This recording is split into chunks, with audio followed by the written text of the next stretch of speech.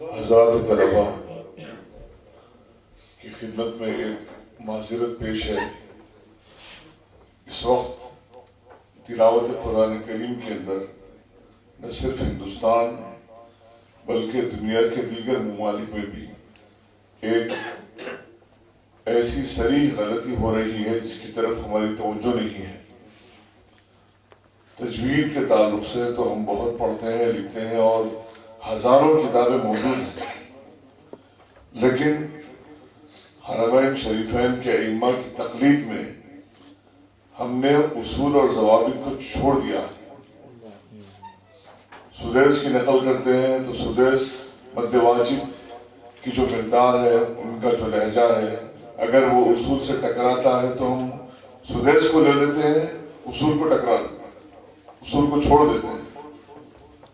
ہماری تقلید نہ شرح میں ہے، نہ سدیس ہے، نہ کوئی اور قاری ہے۔ ہماری تقلید آپ کے اور میرے آقا سیدنا محمد مصطفیٰ علیہ السلام۔ یہ اور بات ہے کہ لہجہ آپ کسی کا بھی اختیار کیجئے، لیکن تجوید کے اندر بگاڑ یہ بالکل برداشت نہیں ہو سکتا، نہیں کیا جا سکتا۔ اب معروف جو غلطی ہے وہ کیا ہو رہی ہے، مد واجب اور مد لازم، ان دونوں مدوں کی مقدار مد واجب کی 4 حرکات ہے، 5 حرکات ہے، مد لازم کی تو 6 حرکات ہے ہر قاری کے پاس، چاہے آپ کوئی بھی روایت تلاوت کریں۔ مگر ہماری مساجد کی محرابوں سے، ہمارے مدرسوں کے کوچوں سے، ہمارے مدارس دینیہ ہو یا عصری علوم میں جہاں قرآن پڑھایا جاتا ہے، ان 2 مدوں کی طرف بہت بڑی غلطی ہو رہی ہے۔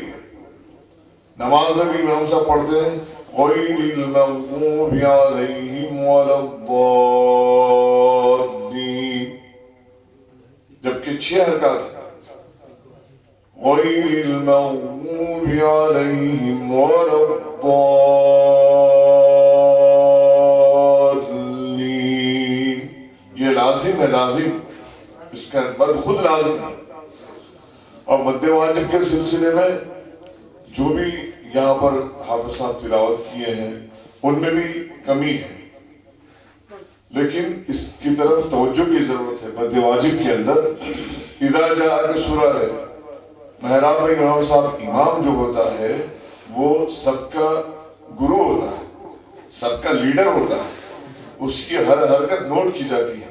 تو تلاوت قرآن کے اندر امام کا صحیح اور درست تلاوت کرنا یہ بہت ضروری ہے۔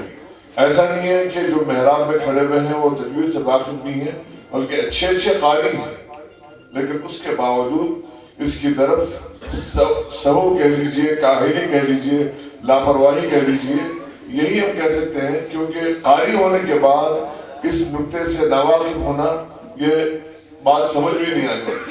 واقف ہے ضرور لیکن کاہلی ہے۔ میں نے قاری شفیق الرحمان صاحب جو میرے عزیز دوست ہیں ان سے تذکرہ کیا، قاری آفتاب عالم صاحب سے تذکرہ کیا ہوں، یہ میرے دوست احباب ہیں۔ انہوں نے خاص طور سے کہا کہ قاری صاحب یہ مقالہ آپ مجھے بھیجانا، تو یہاں ان کی شاگرد موجود ہے، انشاءاللہ تعالی وہ حضرات تک پہنچائیں گے۔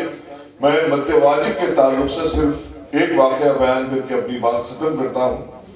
عبداللہ ابن مسعود رضی اللہ عنہ اپنے شاگرد کی تلاوت سن رہے تھے، اور شاگرد سورہ توبہ کی آیت تلاوت کر رہے تھے، اعوذ باللہ من الشیطان الرجیم، انما الصدقات للفقراء والمساکین۔ اتنی تلاوت کرنے کے بعد حضرت عبداللہ ابن مسعود رضی اللہ عنہ نے انہیں روک دیا اور کہا کہ میں نے تو رسول اللہ علیہ السلام کو اس طرح تلاوت کرتے ہوئے سنا نہیں ہے۔ تو حضرت عبداللہ ابن مسعود رضی اللہ عنہ کے جو شاگرد ہیں انہوں نے کہا کہ پھر استاد آپ نے کس طرح سنا ہے؟ تو اب عبداللہ ابن مسعود رضی اللہ عنہ روایت تلاوت کرتے ہوئے ان کو بتاتے ہیں، انما الصدقات للفقراء والمساکین، ایک ایسا قاعدہ جس کے نہیں کھینچنے سے قرآن مجید کے معنوں میں کوئی فرق نہیں، اس کے باوجود قرآن مجید کی اللہ عز و جل نے ایسی حفاظت کی ہے ایسے جلیل القدر صحابی رسول علیہ السلام جن کے تعلق سے حضور علیہ السلام نے فرمایا کہ اگر کسی کو ایسا قرآن سننا پسند ہو تازہ جیسا کہ وہ ابھی نازل ہوا ہے، وہ جائے اور عبداللہ ابن مسعود سے قرآن سنے، ایسے جلیل القدر صاحب۔ اور آپ کو یہ بھی میں علم لا دوں کہ حضرت عثمان غنی رضی اللہ عنہ جب قرآن کا نسخہ جمع کر رہے تھے اور قرآن مختلف جگہوں سے جمع کر رہے تھے، اس وقت میں عبداللہ ابن مسعود رضی اللہ عنہ کے پاس ایک نسخہ تھا ان کا اپنا لکھا ہوا، تو انہوں نے وہ نسخہ نہیں دیا۔ انہوں نے کہا کہ میں نے رسول اللہ صلی اللہ علیہ وسلم کو بتایا ہے، تب ان کی اپنی مصلیحت تھی، ان کا اپنا اجتہاد تھا، لیکن ساری امت تو اس بات پر متفق ہے جو مصحف عثمانی ہے وہی الحمدللہ قیامت تک باقی رہنے والا ہے۔ لیکن اس مد کے لیے آگے محقق فن امام الائمہ شمس الدین جزری رحمۃ اللہ علیہ نے ایک مقالہ لکھا ہے، اس میں لکھتے ہیں کہ مد واجب کی طرف تساہل بڑھتا جا رہا ہے، اس پر کھینچنا نہ صرف واجب ہے بلکہ لازم ہے، اور یہ واقعہ انہوں نے کوٹ کیا ہے۔ یہ ایک مقالہ میں نے چھوٹا سا لکھا ہے، قاری یاسین صاحب کو میں نے دیا ہے، اس کی زیراکس ہو رہی ہے انشاءاللہ تعالی، اور ہماری محفل ختم ہونے سے پہلے اگر مل جاتی ہے تو انشاءاللہ آپ حضرات کے میں خدمت میں پیش کروں گا۔ اور اس طرف ضرور تو انشاءاللہ تعالی اس طرف ضرور توجہ کریے، اپنی تلاوتوں میں مدارس میں پڑھا رہے ہیں تو وہاں پر بھی اور ہر جگہ اس کا ضرور لحاظ رکھیے۔ دوسری اہم بات میں یہ آپ کے سامنے بتانا چاہتا ہوں کہ انشاءاللہ تعالی میں خوشی محسوس کر رہا ہوں کہ انشاءاللہ میری جیسے میرے قلم سے کتابیں نکل رہی ہیں اللہ کے فضل سے، اسی طریقے سے میری ایک 7ویں کتاب جو آنے والی ہے وہ فن تجوید و قرأت پر انشاءاللہ العزیز، تو اس پر بالخصوص فن قرأت پہ تو تجوید پہ تو ہزاروں کتابیں ہیں، لیکن نوجوان نسل کے اندر مقامات کے سیکھنے کا، مقامات کو جاننے کا اور مقامات کیا ہیں اس تعلق سے بڑی تشویش ہے، اور وہ بڑے غور و فکر میں ہے، تحقیق میں ہے۔ تو دعا کریے آپ لوگ بھی، مدد میرے لیے اپنی دعاؤں سے مدد کیجیے کہ میں ایک ایسا مقالہ تیار کروں کہ مقامات کیا ہیں، یہ کس طرح وجود میں آئے، ان کی کیا حیثیت ہے، کیا ان کا تعلق صحابہ سے ہے، حضور سے ہے صلی اللہ علیہ وسلم۔ میں ایک تحقیقی مقالہ میں لکھنے والا ہوں۔ میں نے پاکستان کے ابراہیم قاسی سے میری ٹیلی فونک گفتگو ہوئی اس سلسلے میں، اور یہاں پر میرے عزیز مہمان اور جج جو مہدی حسنی صاحب ہیں، انشاءاللہ اس محفل کے بعد ان مقامات پر آپ سے میں گزارش کرتا ہوں کہ میرے لیے کچھ وقت دیں انشاءاللہ تعالی۔